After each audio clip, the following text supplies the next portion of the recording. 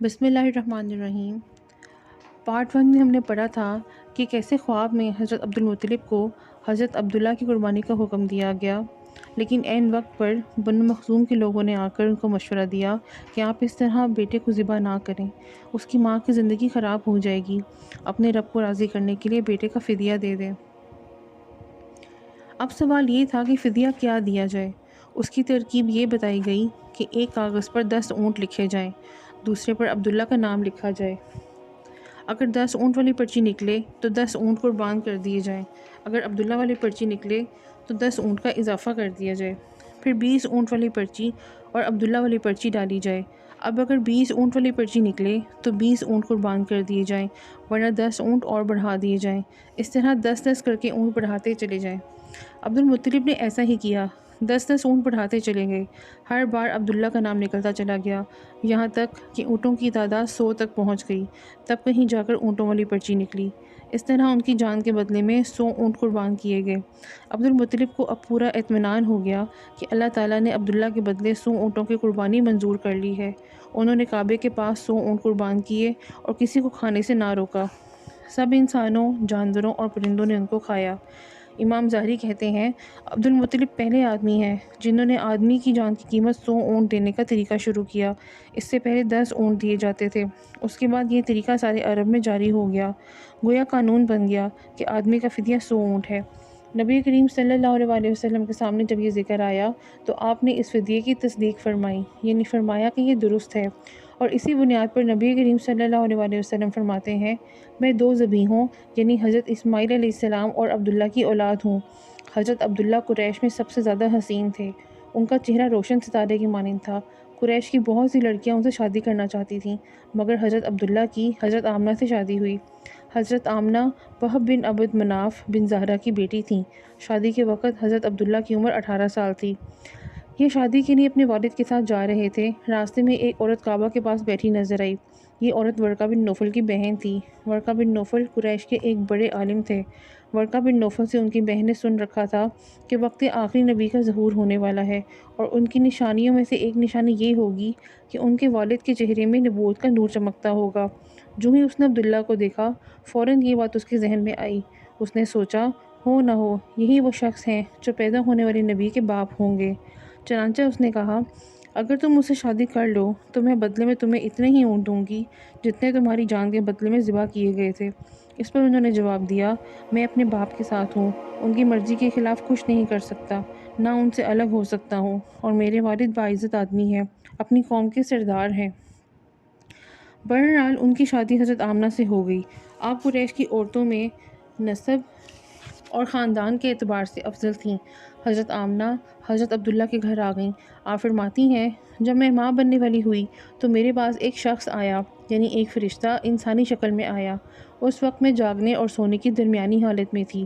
عام طور پر اس حالت کو غنودگی کہا جاتا ہے۔ اس نے مجھ سے کہا، کیا تمہیں معلوم ہے تم اس امت کے سردار اور نبی کی ماں بننے والی ہو؟ اس کے بعد وہ پھر اس وقت آیا جب نبی صلی اللہ علیہ وسلم پیدا ہونے والے تھے۔ اس مرتبہ اس نے کہا، جب تمہارے ہاں پیدائش ہو تو کہنا، میں اس بچے کے لیے اللہ کی پناہ چاہتی ہوں ہر حسد کرنے والے کے شر اور برائی سے۔ پھر تم اس بچے کا نام محمد رکھنا، کیونکہ اس کا نام تورات میں احمد ہے اور زمین و آسمان والے ان کی تعریف کرتے ہیں، جبکہ قرآن میں ان کا نام محمد ہے اور قرآن ان کی کتاب ہے۔ ایک روایت کے مطابق فرشتے نے ان سے یہ کہا، تم وقت کے سردار کی ماں بننے والی ہو۔ اس بچے کی نشانی یہ ہوگی کہ اس کے ساتھ ایک نور ظاہر ہوگا جس سے ملک شام اور بصرہ کے محلات بھر جائیں گے۔ جب وہ بچہ پیدا ہو جائے گا تو اس کا نام محمد رکھنا، کیونکہ تورات میں اس کا نام احمد ہے کہ آسمان اور زمین والے ان کی تعریف کرتے ہیں، اور انجیل میں ان کا نام احمد ہے کہ آسمان اور زمین والے ان کی تعریف کرتے ہیں، اور قرآن میں ان کا نام محمد ہے۔ حضرت عبداللہ کے چہرے میں جو نور چمکتا تھا، شادی کے بعد وہ حضرت آمنہ کے چہرے میں آ گیا۔ امام ظاہری فرماتے ہیں، حاکم نے یہ روایت بیان کی ہے اور اس کو صحیح قرار دیا ہے کہ صحابہ رضی اللہ عنہم نے حضور نبی کریم صلی اللہ علیہ وسلم سے عرض کیا، اے اللہ کے رسول، ہمیں اپنے بارے میں کچھ بتائیے۔ آپ صلی اللہ علیہ وسلم نے ارشاد فرمایا، میں اپنے باپ ابراہیم علیہ السلام کی دعا ہوں، اپنے بھائی عیسیٰ علیہ السلام کی بشارت اور خوشخبری ہوں۔ جب میں اپنی والدہ کے شکم میں آیا تو انہوں نے دیکھا، گویا ان سے ایک نور ظاہر ہوا ہے جس سے ملک شام میں بصرہ کے محلات روشن ہو گئے۔ حضرت آمنہ نے حضرت حلیمہ سعدیہ سے فرمایا تھا، میرے اس بچے کی شان نرالی ہے، یہ میرے پیٹ میں تھے تو کوئی مجھے بوجھ اور تھکن محسوس نہیں ہوئی۔ حضرت عیسیٰ علیہ السلام وہ آخری پیغمبر ہیں جنہوں نے آپ صلی اللہ علیہ وآلہ وسلم کی آمد کی خوشخبری سنائی ہے۔ اس بشارت کا ذکر قرآن میں بھی ہے۔ سورہ صف میں اللہ تعالیٰ فرماتے ہیں، اور اسی طرح وہ وقت بھی قابل ذکر ہے جبکہ عیسیٰ ابن مریم نے فرمایا کہ اے بنی اسرائیل، میں تمہارے پاس اللہ کا بھیجا ہوا آیا ہوں کہ مجھ سے پہلے جو تورات آ چکی ہے میں اس کی تصدیق کرنے والا ہوں، اور میرے بعد جو ایک رسول آنے والے ہیں ان کا نام مبارک احمد ہوگا، میں ان کی بشارت دینے والا ہوں۔ اب چونکہ حضرت عیسیٰ علیہ السلام یہ بشارت سنا چکے تھے، اس لیے ہر دور کے لوگ آپ صلی اللہ علیہ وآلہ وسلم کی آمد کا بے چینی سے انتظار کر رہے تھے۔ ادھر آپ کی پیدائش سے پہلے ہی حضرت عبداللہ انتقال کر گئے۔ سابقہ کتب میں آپ کی نبوت کی ایک علامت یہ بھی بتائی گئی ہے کہ آپ کے والد کا انتقال آپ کی ولادت سے پہلے ہو جائے گا۔ حضرت عبداللہ ایک تجارتی قافلے کے ساتھ تجارت کے لیے گئے تھے، اس دوران بیمار ہو گئے اور کمزور ہو کر واپس لوٹے۔ قافلہ مدینہ منورہ سے گزرا تو حضرت عبداللہ اپنی ننیال یعنی بنو نجار کے ہاں ٹھہرے۔ ان کی والدہ بنو نجار سے تھیں۔ حضرت عبداللہ اس جگہ 1 ماہ تک بیمار رہے اور انتقال کر گئے، انہیں یہیں دفن کر دیا گیا۔ تجارتی قافلہ جب حضرت عبداللہ کے بغیر مکہ مکرمہ پہنچا اور عبد المطلب کو پتہ چلا کہ ان کے بیٹے عبداللہ بیمار ہو گئے ہیں اور مدینہ منورہ میں اپنے ننیال میں ہیں، تو انہیں لانے کے لیے عبد المطلب نے اپنے بیٹے زبیر کو بھیجا۔ جب یہ وہاں پہنچے تو عبداللہ کا انتقال ہو چکا تھا، مطلب یہ کہ آپ صلی اللہ علیہ وآلہ وسلم اس دنیا میں اپنے والد کی وفات کے چند ماہ بعد تشریف لائے۔ حضرت ابن عباس رضی اللہ عنہ کہتے ہیں کہ حضور نبی کریم صلی اللہ علیہ وآلہ وسلم اس دنیا میں تشریف لائے تو آپ کی آول نال کٹی ہوئی تھی۔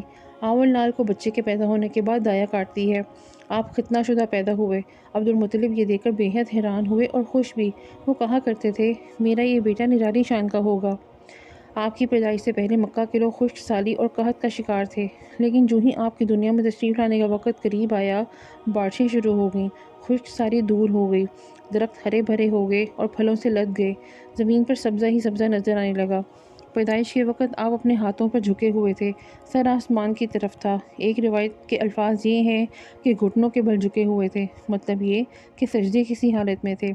آپ کی مٹھی بند تھی اور شہادت کی انگلی اٹھی ہوئی تھی، جیسا کہ ہم نماز میں اٹھاتے ہیں۔ حضور صلی اللہ علیہ وآلہ وسلم فرماتے ہیں، جب میری والدہ نے مجھے جنم دیا تو ان سے ایک نور نکلا، اس نور سے شام کے محلات جگمگا اٹھے۔ آپ صلی اللہ علیہ وآلہ وسلم کی والدہ سیدہ آمنہ فرماتی ہیں، محمد صلی اللہ علیہ وآلہ وسلم کی پیدائش کے وقت ظاہر ہونے والا نور کی روشنی میں مجھے بصرہ میں چلنے والے اونٹوں کی گردنیں تک نظر آئیں۔ علامہ سہیلی رحمۃ اللہ علیہ نے لکھا ہے کہ جب آپ پیدا ہوئے تو آپ نے اللہ کی تعریف کی۔ ایک روایت میں یہ الفاظ آئے ہیں، اللہ تعالیٰ سب سے بڑا ہے، اللہ کی بے حد تعریف ہے اور میں صبح و شام اللہ کی پاکی بیان کرتا ہوں۔ آپ کی ولادت کس دن ہوئی؟ اس بات پر سب کا اتفاق ہے کہ وہ پیر کا دن تھا۔ آپ صبح فجر طلوع ہونے کے وقت دنیا میں تشریف لائے۔ تاریخ پیدائش کے سلسلے میں بہت سے قول ہیں۔ ایک روایت کے مطابق 12 ربیع الاول کو پیدا ہوئے، ایک روایت 8 ربیع الاول کی ہے، ایک روایت یہ ہے کہ 2 ربیع الاول کو پیدا ہوئے۔ اس سلسلے میں اور بھی بہت سی روایات ہیں، لیکن زیادہ تر مورخین کا خیال ہے کہ آپ 8 ربیع الاول کو پیدا ہوئے۔ تقویم کے طریقے سے جب تاریخ نکالی گئی تو 9 ربیع الاول نکلی، مطلب یہ کہ اس بارے میں بالکل صحیح بات کسی کو معلوم نہیں۔ اس پر سب کا اتفاق ہے کہ مہینہ ربیع الاول کا تھا اور دن پیر کا۔ یہ بھی کہا جاتا ہے کہ آپ کو پیر کے دن ہی نبوت ملی۔ پیر کے روز ہی آپ نے مدینہ منورہ کی طرف ہجرت فرمائی اور پیر کے روز ہی آپ کی وفات ہوئی۔ آپ عام الفیل میں پیدا ہوئے، یعنی ہاتھیوں والے سال میں۔ اس سال کو ہاتھیوں والا سال اس لیے کہا جاتا ہے کہ ابرہہ نے ہاتھیوں کے ساتھ مکہ مکرمہ پر چڑھائی کی تھی۔ آپ کی پیدائش اس واقعے کے کچھ ہی دن بعد ہوئی تھی۔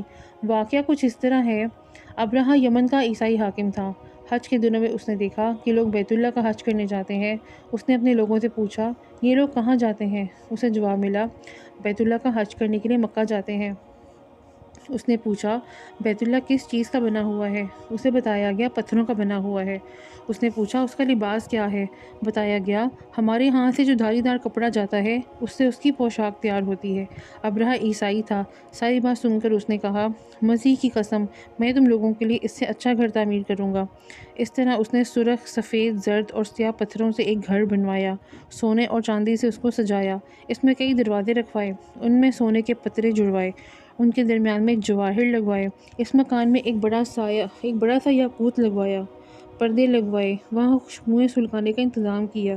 اس کی دیواروں پر اس قدر مشک ملا جاتا تھا کہ وہ سیاہ رنگ کی ہو گئیں، یہاں تک کہ جواہر بھی نظر نہیں آتے تھے۔ پھر لوگوں سے کہا، اب تمہیں بیت اللہ کا حج کرنے کے لیے مکہ جانے کی ضرورت نہیں رہی، میں نے تمہارے لیے یہیں پہ بیت اللہ بنوا دیا ہے، لہٰذا اب تم اس کا طواف کیا کرو۔ اس طرح کچھ قبائل کئی سال تک اس کا حج کرتے رہے، اس میں اعتکاف کرتے رہے، حج والے مناسک بھی یہیں ادا کرتے رہے۔ عرب کے ایک شخص نفیل خشمی سے یہ بات برداشت نہ ہو سکی، وہ اس مصنوعی خانہ کعبہ کے خلاف دل ہی دل میں کرتا رہا۔ آخر اس نے دل میں ٹھان لی کہ وہ ابرہہ کی اس عمارت کو گندہ کر کے چھوڑے گا۔ پھر ایک رات اس نے چوری چھپ کے بہت سی گندگی اس کے اندر ڈال دی۔ ابرہہ کو معلوم ہوا تو سخت غضبناک ہوا، کہنے لگا، یہ کارروائی کسی عرب نے اپنے کعبہ کے لیے کی ہے، میں اس کو ڈھا دوں گا، اس کا ایک ایک پتھر توڑ دوں گا۔ اس نے شاہ حبشہ کو یہ تفصیلات لکھ دیں، اس سے درخواست کی کہ وہ اپنا ہاتھی بھیج دے۔ اس ہاتھی کا نام محمود تھا۔ یہ اس قدر بڑا تھا کہ اتنا بڑا ہاتھی روئے زمین پر دیکھنے میں نہیں آیا۔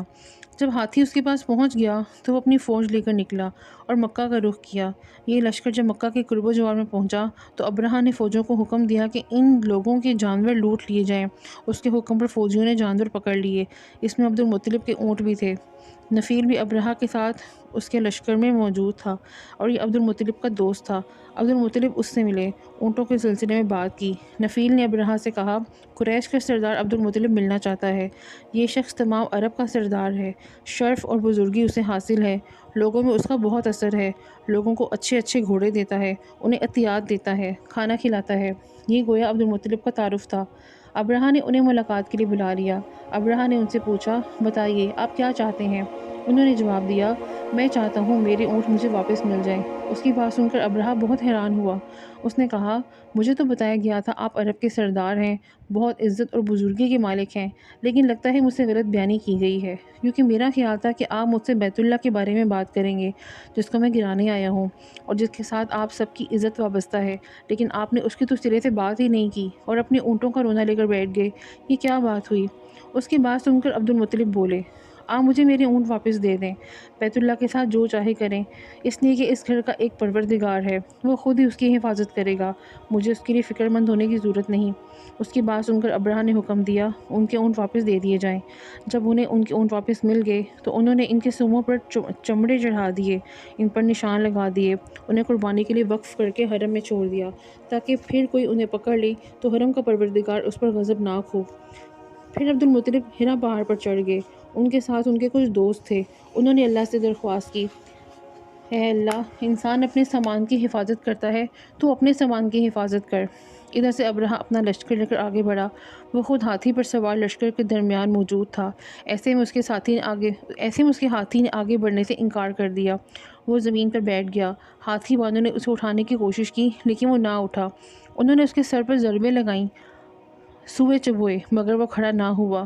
کچھ سوچ کر انہوں نے اس کا رخ یمن کی طرف کیا تو وہ فوراً اس طرف چلنے لگا۔ اس کا رخ پھر مکہ کی طرف کیا گیا تو پھر رک گیا۔ ہاتھی بانوں نے یہ تجربہ بار بار کیا۔ آخر ابرہہ کے حکم پر ہاتھی کو شراب پلائی گئی تاکہ نشے میں اسے کچھ ہوش نہ رہے اور اسے مکہ کی طرف آگے بڑھا سکیں۔ چنانچہ اسے شراب پلائی گئی لیکن اس پر اس کا بھی کوئی اثر نہ ہوا۔ نیکسٹ پارٹ کے لیے میرے چینل کو سبسکرائب کریں اور میری ویڈیو کو لائک کریں۔ اللہ حافظ۔